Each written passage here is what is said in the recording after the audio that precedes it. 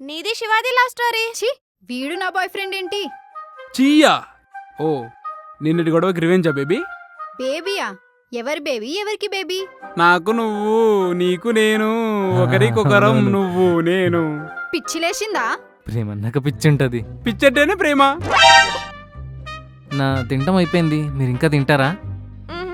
నాకు కూడా చాలు. ఓకే లేద్దామా? ప్రీతి, మీ లవ్ స్టోరీ చెప్పలేదు. మేము ఆన్లైన్ లో కలిసాం. హే సేమ్, మేము కూడా ఆన్లైన్ లో కలిసాం కదా బేబీ. ఏమైంది ఈ రోజు మీ ఇద్దరికి? ఏదోలా బిహేవ్ చేస్తున్నారు.